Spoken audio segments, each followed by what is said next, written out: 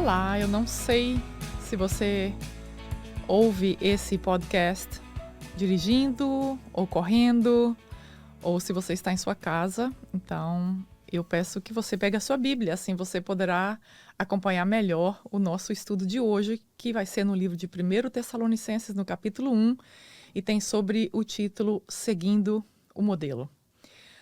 Se eu pedisse para você fazer um desenho da Casa Branca, pode ser que você tenha uma certa dificuldade, você lembrar e fazer. Mas se eu te apresentar um desenho da Casa Branca, é provável que você tenha uma facilidade e consiga fazer facilmente um desenho, porque você está vendo um modelo, você precisa apenas reproduzir aquilo que você está vendo. E a nossa vida cristã, ela se torna bem mais fácil quando nós temos um modelo a seguir. Ela se torna bem mais fácil quando nós conhecemos o padrão que nós devemos seguir.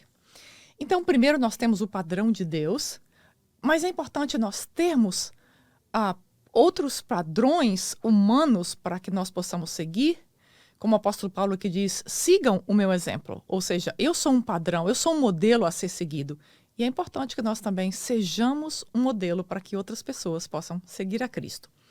Então, aqui em 1 Tessalonicenses, no capítulo 1, nós vemos como o apóstolo Paulo implantou a primeira igreja. Que o apóstolo Paulo implantou pelo menos 14 igrejas. E aqui ele está implantando a primeira igreja na cidade de Tessalônica. Em Atos 15, nós vemos um capítulo bem conhecido na Bíblia, que é quando o apóstolo Paulo reúne com os outros apóstolos em Jerusalém para discutir sobre o futuro dos cristãos gentios. O apóstolo Paulo acreditava que os cristãos gentios não precisavam seguir à risca as leis que foram dadas especificamente para os judeus. Então, após esse concílio, o apóstolo Paulo sai dali de Jerusalém com Silas, ou, dependendo da sua tradução, Silvano. Então, ele sai com Silas para visitar outras igrejas que ele havia havia evangelizado e pregado o evangelho na primeira viagem missionária que ele fez. E então, Paulo, quando está a caminho dessa viagem, então, em Listra, ele encontra ali com Timóteo, que era um jovem comprometido com Deus. Então, Timóteo começa ali a fazer parte da viagem missionária de Paulo, que era, então, a segunda viagem missionária. Na verdade, ele estava planejando ir pregar na Ásia, que é a região atual da Turquia. Mas, de alguma forma, o Espírito Santo de Deus o impediu de ir para a Ásia. Por quê? Não sabemos, mas a Bíblia diz que o Espírito Santo, o Espírito de Jesus, o impediu de ir para a Ásia. E o que aconteceu naquele momento foi que Paulo foi dormir e teve uma visão. E nessa visão, um homem da Macedônia apareceu para ele nessa visão e disse, passe para a Macedônia e ajuda-nos. Então Paulo compreendeu que era para aquela direção que Deus estava convidando que eles fossem nessa segunda viagem missionária. Então, a Grécia, naquele primeiro século, ou século I, possuía duas regiões proeminentes. Na região do sul, nós temos a região da Caia, que é muito conhecida na Bíblia, e na região norte, nós temos a região da Macedônia, também muito conhecida na Bíblia. A Macedônia era a segunda cidade mais importante da Grécia naquele momento e uma cidade proeminente no Império Romano. Era uma cidade como Houston, a cidade onde eu moro, onde alguns de vocês moram. Uma cidade grande, uma cidade rica, uma cidade multicultural e uma cidade favorecida por portos. E a Macedônia também era ligada por uma estrada super importante, super conhecida, que ligava da cidade de Tessalônica até Roma. Então, a cidade de Tessalônica, na Macedônia, possuía todas essas vantagens que fazia de Tessalônica uma cidade internacional. As coisas que aconteciam em Tessalônica facilmente corriam o mundo inteiro. De lá eles transportavam para o mundo inteiro por ser uma cidade muito desenvolvida. Paulo, Timóteo e Silas, eles chegaram então à região da Macedônia, na cidade de Tessalônica, e Paulo teve a chance de pregar nas sinagogas por 3 semanas consecutivas. Então, Paulo compartilhou o evangelho de Cristo ali e muitas pessoas se converteram, incluindo, como diz lá no capítulo 17 de Atos, muitas mulheres da alta sociedade se converteram a Cristo naquele momento de evangelização ali em Tessalônica. Mas havia ali um grupo de judeus radicais que fizeram uma pressão e uma perseguição incrível e colocou o apóstolo Paulo e Silas na prisão. Mas como aquela cidade recebeu bem aqueles missionários, havia um homem chamado Jason, ou Jason, como diz em português. Ele foi então, pagou a fiança e tirou Paulo da prisão. Então Paulo e Silas e os demais que faziam parte da equipe conseguiram sair salvos da cidade de Tessalônica. Só lembrando que Paulo, antes de chegar em Tessalônica, ele havia passado também para evangelizar os filipenses, e lá ele teve que sair corrido pela perseguição. Ele sofreu prisão, foi espancado, ele e Silas na prisão, e é um capítulo interessantíssimo que nós vemos ali como Paulo suportou tanta pressão e tanta perseguição quando evangelizava os filipenses. E agora em Tessalônica ele sai sob pressão, sai sob perseguição, mas ele sai salvo e vai para a cidade de Bereia. Então, o apóstolo sai de Tessalônica, mas ele fica ali com seu coração pesado e preocupado, porque ele só ensinou aqueles crentes por 3 semanas. Então, o apóstolo Paulo, o que ele faz? Ele então resolve escrever a primeira carta aos Tessalonicenses. Então, vamos ler, se você está em sua casa com Bíblia, eu peço que você abra no 1 Tessalonicenses, no capítulo 1, que diz assim: Paulo, Silas e Timóteo, a igreja dos Tessalonicenses em Deus, Pai e do nosso Senhor Jesus Cristo. A vocês, graça e paz da parte de Deus e de nosso Senhor Jesus Cristo. Seguindo, diz, ação de graças pela fé e pelo exemplo dos Tessalonicenses. Sempre damos graças a Deus por todos vocês.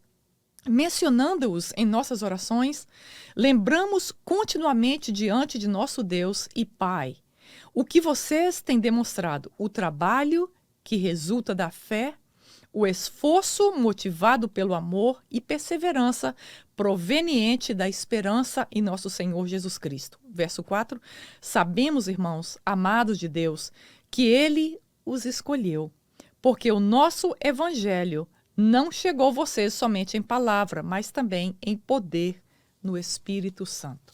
Então, Paulo inicia esta carta identificando o remetente e a audiência, e ele enfatiza que a paz e a graça de Deus são presentes de Deus. A verdade, o que Paulo está dizendo é que a graça nos dá uma posição diferente diante de Deus. A graça de Deus nos separa de outras pessoas, não nos coloca numa posição mais importante, mas numa posição diferente diante de Deus. E a paz que ele desejava ali para os Tessalonicenses refletia, porque a paz reflete que nós temos um relacionamento com Cristo. Então, Paulo começa a carta dizendo paz e graça a vocês. No verso 2 a 5, o apóstolo Paulo, vemos que ele era um homem de oração. Ele não apenas orava pelas suas necessidades, mas pelos cristãos que ele estava alimentando espiritualmente e demonstrava ali a sua gratidão a Deus pelos novos cristãos. Então, Paulo orava persistentemente por essa igreja que estava nascendo. Ele pessoalmente sofreu perseguição e sofreu pressão, então ele sabia, ele estava preocupado porque esses cristãos certamente estavam sofrendo a mesma coisa que ele sofreu na cidade de Tessalônica. Mas Paulo está em deleite, ele está em alegria quando ele escreve essa carta. Certamente ele recebeu notícias do que aconteceu com os Tessalonicenses. Então ele está em deleite ao ver que a fé dos Tessalonicenses estava firmada em Cristo. E eles demonstraram, então, possuir uma fé viva, acompanhada de obras de salvação. A salvação não é por obras, a salvação é unicamente pela fé. Mas, quando nós recebemos essa salvação, então, naturalmente, essa salvação produz uma obra, produz frutos na nossa vida. Então, Paulo viu também que os frutos que os tessalonicenses estavam produzindo eram motivados pelo amor. E eles seguiam perseverando no evangelho, inspirados pela esperança em Cristo. Os tessalonicenses estavam trabalhando duro. No original diz que eles estavam trabalhando a ponto de exaustão. E a ponto de estarem cansados e super exaustos por isso, para mostrar o amor de Deus ao mundo. Não é uma coisa maravilhosa o que está acontecendo com esses novos crentes aqui? Eles estão tão transformados, impactados pelo que Cristo fez na vida dele, que agora eles estão trabalhando duro para compartilhar o que aconteceu com eles com outras pessoas. Então, Paulo foca aqui em 3 elementos que estão crescendo na vida dos tessalonicenses: a fé, o amor e a esperança. Então, Paulo vê que o amor que eles estão espalhando aqui, esse amor de Deus, é um amor bíblico, é um amor sacrificial, é o amor onde a outra pessoa é mais importante.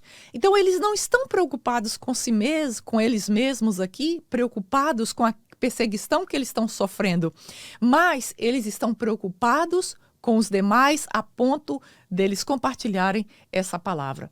Então, Paulo relembra que essa transformação na vida deles é consequência dos que eles receberam. E eles receberam a palavra de Deus. Paulo nos diz aqui, não foi somente a palavra, mas eles receberam a palavra movida pelo poder do Espírito Santo de Deus, que causou esse novo nascimento na vida dos tessalonicenses. Então, o verso 5b até o verso 8, continuando, nós vamos ver a influência dos tessalonicenses agora na Grécia e na Macedônia. De fato, vocês se tornaram nossos imitadores e do Senhor, pois, apesar de muito sofrimento, receberam a palavra com alegria que vem do Espírito Santo. Assim, tornaram-se modelo para todos os crentes que estão na Macedônia e na Acaia. Porque partindo de vocês, propagou-se a mensagem do Senhor na Macedônia e na Acaia. Não somente isso, mas também por toda parte tornou-se conhecida a fé que vocês têm em Deus. O resultado é que não temos necessidade de dizer mais nada sobre isso, pois eles mesmos relatam de que maneira vocês nos receberam e como se voltaram para Deus, deixando os ídolos a fim de servir ao Deus vivo e verdadeiro. Amém. Os tessalonicenses prestaram atenção no caráter e na fé do apóstolo Paulo a ponto de poder imitá-los. Eles tiveram um exemplo, eles tiveram um modelo de como é que nós devemos seguir a Cristo. Então, eles viram em Paulo esse caráter, eles viram essa fé, eles viram essa atitude e eles então passaram a imitar o exemplo do apóstolo Paulo. Então, eles se beneficiaram desse exemplo que os olhos deles puderam ver, que era a presença do apóstolo Paulo. Então, aquela congregação estava seguindo o exemplo de Cristo e o exemplo do apóstolo Paulo. Eles acompanharam a fé de Paulo nos tempos bons e nos tempos de severa perseguição. Então, é provável que eles também estavam sendo perseguidos, mas seguiam o exemplo do seu líder, espalhando a palavra de Deus. Paulo notou que eles receberam o evangelho com alegria. E eu creio que isso aqui é o grande segredo. Quando nós recebemos o evangelho de Cristo com alegria, o que acontece? A Bíblia diz que a alegria do Senhor é a nossa força. E eu costumo pensar que a alegria é algo que não se pode conter. Então, quando o nosso coração está cheio dessa alegria, da presença de Deus em nós naturalmente vamos compartilhar esse evangelho, porque nós não podemos conter essa alegria e essa experiência dentro de nós. Eles reconheceram que foi através do poder do Espírito Santo que eles receberam a salvação. Não foi por palavras de homem, não foi por convencimento, não foi por outra razão, senão pelo fato do Espírito Santo convencê-los da verdade de Deus. Então, eles entendiam que a dor da perseguição não poderia tirar a alegria do coração deles, pois a alegria da salvação é uma alegria eterna. Essa alegria que nós temos é uma alegria que vai muito além das circunstâncias que nós estamos passando. Esta alegria eterna que nós temos da nossa salvação dentro de nós é uma alegria que excede a compreensão das coisas que estão ao nosso derredor. É uma alegria espiritual que não se justifica pelas coisas normais. Esses cristãos, eles rejeitaram o estilo de vida antigo que eles possuíam e eles abraçaram uma nova vida com Cristo. Eles começaram seguindo e imitando o exemplo de Cristo e Paulo em tudo. Em tudo que eles faziam, eles seguiam aquele padrão que eles possuíam. Então, eles espalharam o evangelho pela Macedônia, pela Caia, que era no sul da Grécia, e por todos os lugares. Não é incrível o que esses tessalonicenses, irmãos queridos, estavam fazendo ali no Império Romano? Então, os tessalonicenses se tornaram uma experiência viva, a ponto de que quando o apóstolo chegava numa cidade, as pessoas já haviam ouvido falar de como foi a recepção dele em Tessalônica e como aqueles crentes receberam a palavra. Ou seja, já ouviu falar quando a reputação de alguém chega antes deles? Quando o apóstolo Paulo chegava numa cidade, a reputação dos tessalonicenses já havia chegado antes de Paulo. E isso é algo maravilhoso. E o verso 9 e 10 nos diz assim.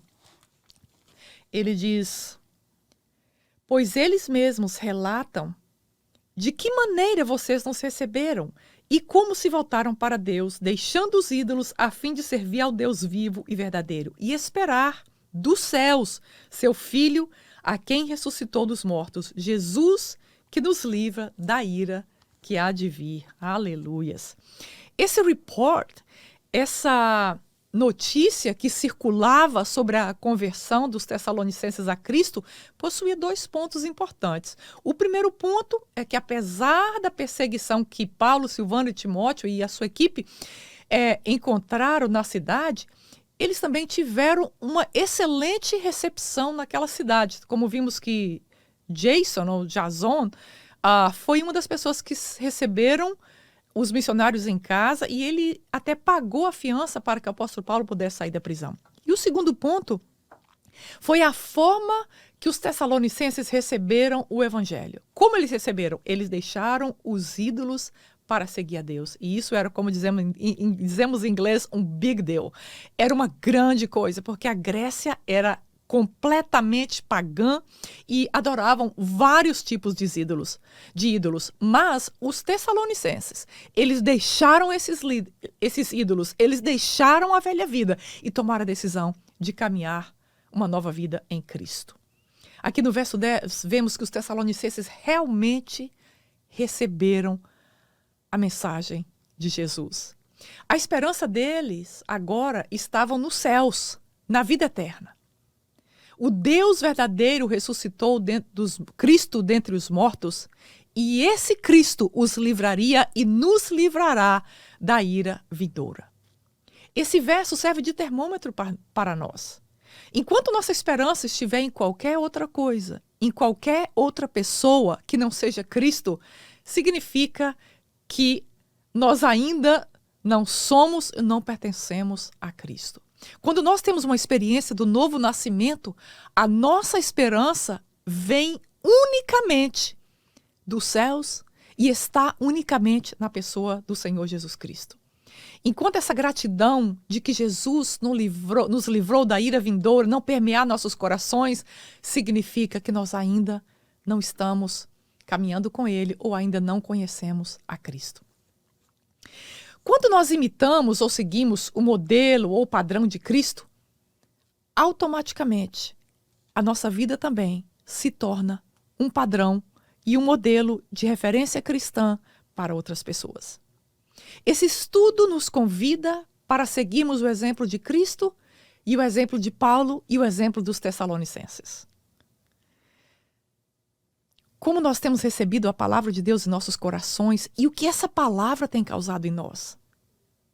Hoje é um dia de meditarmos na grandeza, na alegria, e no poder dessa palavra, desse evangelho de Cristo dentro de nós. E quando meditamos e concentramos nessa obra tão gloriosa que Deus fez em nós e nos tirar das trevas para a luz, então nasce em nós uma gratidão e um desejo de compartilhar essa vitória e esse milagre com outras pessoas. Eu quero orar por você nesse momento. Pai, em nome de Jesus, eu te agradeço por essa pessoa que está ouvindo essa palavra. Se ela ainda não teve encontro contigo, eu peço que o Senhor abra os olhos espirituais e se revele a essa pessoa de uma maneira especial para que ela possa te conhecer como Senhor e Salvador. E eu te peço, Pai, em nome de Jesus, que se essa pessoa já nasceu de novo e já te conhece, eu peço que o Senhor traga algo novo, o Senhor toque trazendo uma unção nova nesse coração, uma chama nova ardendo nesse coração, com a lembrança de algo maravilhoso que o Senhor fez, que foi trazer a salvação. Eu peço que o Senhor abençoe os meus ouvintes nesta tarde, em nome de Jesus. Obrigada por você escutar o Mais de Deus mais uma vez. Se você foi tocado por essa mensagem, eu te peço para você enviar essa mensagem para uma pessoa que vem à sua mente, que vem ao seu coração. E se você gostaria de checar mais episódios, nós temos mais estudos bíblicos aqui. E todas as terças-feiras nós temos um episódio novo com um estudo bíblico novo.